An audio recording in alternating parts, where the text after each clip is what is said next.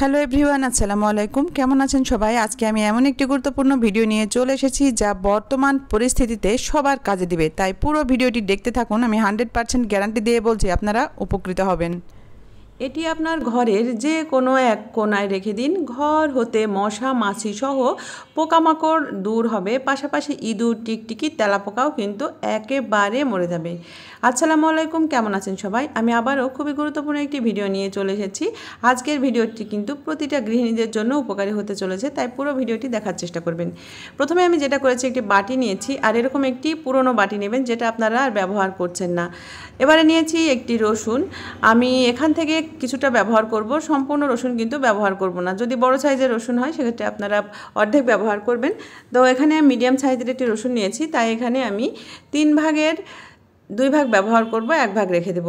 এবারে এই রসুনটা কুচি কুচি করে কেটে নিব। এখানে খোসা ছাড়ানোর কোনো প্রয়োজন নেই, খোসা সহই আপনারা ঠিক এইভাবে কুচি কুচি করে কেটে নেবেন। তো খুব বেশি কুচির দরকার নেই, একেবারে মিহি কুচি করা লাগবে না, মোটামুটি এভাবে কুচি করে নেবেন। নেওয়ার পরে এই রসুনগুলো এই বাটির ভিতরে উঠিয়ে নেবেন। তো দেখুন, আমি খোসা সহ রসুনগুলো কিন্তু এই বাটির ভিতরে নিয়ে নিলাম। এবারে পরবর্তী স্টেপে চলে যাচ্ছি। এরপরে আমি এর ভিতরে দিয়ে দিব লেবু। লেবুর সিজন, লেবু কিন্তু টুকটাক সবার বাসাতেই রয়েছে। আপনারা লেবু খেয়ে রেখে দিচ্ছেন, বাকিটুকু খাচ্ছেন না, সেরকম লেবু দিতে পারেন বা এরকম ফ্রেশ লেবু দিতে পারেন, তাতে সমস্যা নেই। তো দেখুন, আমি এখানে লেবু থেকে অর্ধেকটা লেবু কেটে নিলাম। এখানে আমার অর্ধেকটা লেবু লাগবে, খুব বেশি লেবুর কিন্তু প্রয়োজন পড়বে না। আপনারা যদি পরিমাণে বেশি বানাতে চান তাহলে লেবুর পরিমাণটা বাড়িয়ে দিবেন। তো এইখানে আমি 1 স্লাইস লেবু কেটে নিলাম। নেওয়ার পরে এই লেবুগুলো ছোটো ছোটো টুকরো করে কেটে নিচ্ছি, খুব বেশি বড় করে কাটা যাবে না। তো আমি যেভাবে কাটছি ঠিক এভাবে আপনারা কেটে নেবেন। কেটে নেওয়ার পরে এই লেবুগুলো আমি একইভাবে এই বাটির ভিতরে দিয়ে দিচ্ছি। আমি আজকে যেই উপাদানগুলো এখানে ব্যবহার করব সবার ঘরে কিন্তু সব সময়তেই থাকে। এবারে যেটা করব, এখানে আমি 3টা তেজপাতা নিয়েছি। এটা কিন্তু মিডিয়াম সাইজের 3টা তেজপাতা আপনারা এখানে দিয়ে দিবেন। তবে তেজপাতা যদি বড় হয় সেক্ষেত্রে 2টো দিলেও সমস্যা নেই। এবারে আমি তেজপাতাগুলো এভাবে টুকরো টুকরো করে ছিঁড়ে এর ভিতরে দিয়ে দিচ্ছি। আর চেষ্টা করবেন ফ্রেশ তেজপাতা নেওয়ার। অনেক সময় দেখা যায় তেজপাতা সবুজ রঙের হয়, সেগুলো দিবেন, তাহলে কার্যকারিতা কিন্তু আরও বেশি পাবেন। এই তেজপাতাগুলো এখানে দেওয়ার পরে আমি আরও একটি জিনিস ব্যবহার করব, সেটা হচ্ছে লবঙ্গ। লবঙ্গর মাথায় যে ফুল থাকে সেই ফুল থাকা অবস্থায় নেবেন। কিছু কিছু লবঙ্গের দেখা যায় মাথার ফুলটা ঝরে যায়, সেই লবঙ্গগুলো কিন্তু এখানে ব্যবহার করা যাবে না। এবারে এখানে দিয়ে দিচ্ছি ন্যাপথলিন। ন্যাপথলিন কিন্তু খুবই কমন একটি জিনিস, সবার বাসাতেই থাকে, না থাকলে আপনারা যে কোনো মুদির দোকান থেকে নিয়ে নেবেন। এখানে ন্যাপথলিন বল কিন্তু অবশ্যই ব্যবহার করতে হবে। ন্যাপথলিন ছোট বড় সব রকম শেপেই পাওয়া যায়। তো আমার এখানে যে ন্যাপথলিনগুলো আমি ব্যবহার করছি সেগুলো একটু বড়, এর থেকে ছোট ন্যাপথলিনও কিন্তু বাজারে পাওয়া যায়। এখানে কর্পূর ব্যবহার করতে পারেন চাইলে, কিন্তু কর্পূরের দামটা একটু বেশি, তাই ন্যাপথলিন দিয়েই এই কাজটা কিন্তু সহজে করে নিতে পারবেন। এবারে আমি ন্যাপথলিনগুলো গুঁড়ো করে নিব, তবে এমনভাবে গুঁড়ো করবেন যেন খুব বেশি যেন মিহি না হয়ে যায়, একটু দানা দানা ভাব থাকে, তাহলে কিন্তু কাজটা ভালো হবে। তো আমি হেমানদিস্তির সাহায্যে এইভাবে একটু গুঁড়ো করে নিলাম। নেওয়ার পরে এই ন্যাপথলিনটা আমি ঠিক এই বাটির ভিতরে যেই জিনিসপত্রগুলো দিয়েছি তার ভিতরে এটা মিশিয়ে দিচ্ছি।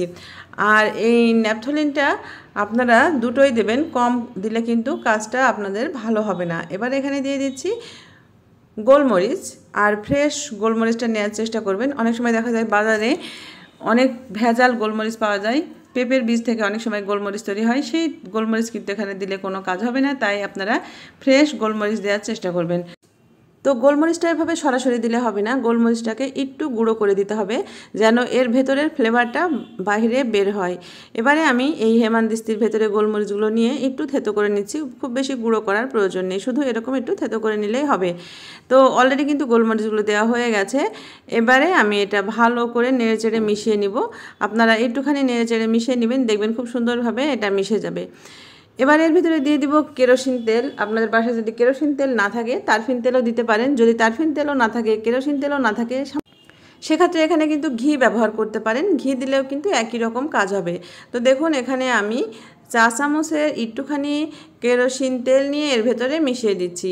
তো এভাবে ভালো করে মিশিয়ে দিতে হবে। মিশিয়ে দেওয়ার পরে আমি এটা জ্বালিয়ে দিব, অর্থাৎ একটি ডিএসএলআরের সাহায্যে অথবা কোনো লাইটারের সাহায্যে এটা জ্বালিয়ে দিবেন। এটা জ্বালিয়ে দিলে কি হবে, আপনারা অবাক হয়ে যাবেন, আপনারা ভাবতেও পারবেন না যে এটা আপনাদের জন্য কতটা উপকারী হতে চলেছে। তো দেখুন আমি এখানে জ্বালিয়ে দিলাম। এটা জ্বালিয়ে দেওয়ার পরে দেখবেন আপনার ঘরে কোনো রকম মশা মাছি কোনো রকম পোকামাকড়ের উৎপাত থাকবে না। সন্ধ্যার সময় এটা জ্বালাবেন, জ্বালানোর পরে এটা দেখবেন কিছুক্ষণ জ্বলার পরে নিভে যাবে বা আপনারা নিভিয়ে দেবেন। নিভিয়ে দেওয়ার পর যে ধোঁয়াটা সৃষ্টি হবে, এই ধোঁয়াটাই কিন্তু ঘর হতে সব রকম মশা মাছি বা অন্যান্য পোকামাকড় দৌড়ে পালাবে। বাইরে থেকে কোনো রকম মশা মাছি ভিতরে তো প্রবেশ করবেই না, যদি ভেতরেও থাকে সেগুলো কিন্তু বাইরে বের হয়ে যাবে। তাই প্রতিদিন সন্ধ্যার সময় এটা একটুখানি জ্বালিয়ে দিবেন, দেখবেন আপনাদের আলাদা করে আর কোনো রকম বাইরে থেকে কেমিক্যাল বা ঔষধ কিনে মশা মাছি পোকামাকড় তাড়ানোর প্রয়োজন পড়বে না। তো দেখুন এটা কিন্তু খুব সুন্দরভাবে জ্বলছে। প্রতিদিন আপনারা এটা জ্বালাবেন, নতুন করে আর বানানোর দরকার নেই। একদিন বানিয়ে রেখে দিবেন আর প্রতিদিন একটু একটু করে জ্বালিয়ে দেবেন, দেখবেন এই ধোঁয়া কতটা কাজে দেয়। আপনাদের বাসা যদি অনেক বড় হয়ে থাকে, বিভিন্ন রুমে বা বিভিন্ন করিডোরে যে আপনারা এটা 1 মিনিট করে রেখে দিবেন, দেখবেন সে সকল ঘরে যেই মশামাছি আছে সেগুলো কিন্তু দৌড়ে পালাবে। এরা কিন্তু পরবর্তীতে এ গন্ধে আর ঘরে প্রবেশ করবে না। এটা কিন্তু খুবই কার্যকরী টিপস। এবারে চলে যাচ্ছি পরবর্তী টিপসে। আমি এখানে কিছু পাউরুটি নিয়েছি, আর এরকম পাউরুটি বা ব্রেড কিন্তু আমাদের সবার বাসাতে থাকে, যেগুলো দেখা যায় এক্সপায়ার ডেট পার হয়ে গেছে অথবা শুকিয়ে গেছে, কেউ খেতে চাচ্ছে না। সেই রকম ব্রেড কিন্তু আপনারা ব্যবহার করবেন। কোনো ভালো ব্রেড যেটা আপনারা খাবেন সেরকম ব্রেডের দরকার নেই, এক্সপায়ারি ডেট পার হওয়া ব্রেড হলেই কিন্তু চলবে। বা দেখা যায় আমরা খেতে খেতে লাস্টে 2-1টা কেউ খাচ্ছে না, সেটা দিয়েও কিন্তু এই কাজটা করতে পারেন। তো এরপরে আমি দিয়ে দিচ্ছি হারপিক। হারপিকটা কিন্তু অবশ্যই দিতে হবে। হারপিক কিন্তু মানবদেহের জন্য খুবই ক্ষতিকারক, আর এটা দিয়ে আমি যে কাজটা করব সেটাও কিন্তু খুবই ক্ষতিকারক। ওরা কিন্তু খেয়ে একেবারে বাঁচবে না, ঘর থেকে দৌড়ে পালাবে এবং বাইরে যেয়ে মরে যাবে। তো এখানে আমি হারপিক দিয়ে দিলাম। এবারে দিয়ে দিব স্যাভলন। স্যাভলন বা ডেটল যে কোনো একটি জিনিস আপনারা দিতে পারেন। এটা স্যাভলন এবং হারপিক দিয়ে ভিজিয়ে দিতে হবে। এটা দেওয়ার পরে আপনারা এটা রেখে দিবেন আপনাদের বাসায়, দেখবেন আপনার বাসার সমস্ত ইঁদুর টিকটিকি তেলাপোকা এটা খেয়ে দৌড়ে পালাবে, কিছুতেই সহ্য করতে পারবে না। এটা কিন্তু খুবই কার্যকারী টিপস, আর এটা অবশ্যই খেয়াল রাখবেন ছোট বাচ্চাদের নাগালের বাইরে রাখবেন, ওরা যেন কিছুতেই হাতে না পায়। যাদের বাসায় ছোট বাচ্চা আছে অবশ্যই এটা চেষ্টা করবেন।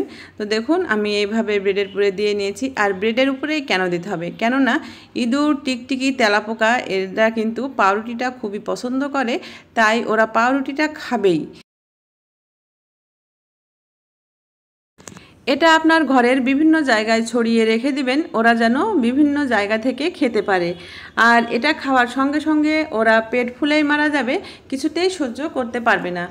তো একবার হলেও ট্রাই করে দেখুন। আর ভিডিওটি যদি আপনাদের কাছে উপকারী মনে হয় তাহলে ভিডিওটি বেশি বেশি শেয়ার করে দিবেন, যেন সব গৃহিণীরা এটি দেখার সুযোগ পায়। আর অবশ্যই কিন্তু আপনারা একবার হলেও অ্যাপ্লাই করে দেখবেন, আর ফলাফল কি পান আমাকে জানাতে একেবারেই ভুলবেন না। সবাই ভালো থাকবেন, চলে আসবো নতুন কোনো ভিডিও নিয়ে। সেই পর্যন্ত বিদায় নিয়ে নিচ্ছি। আল্লাহ হাফেজ, আসসালামু আলাইকুম।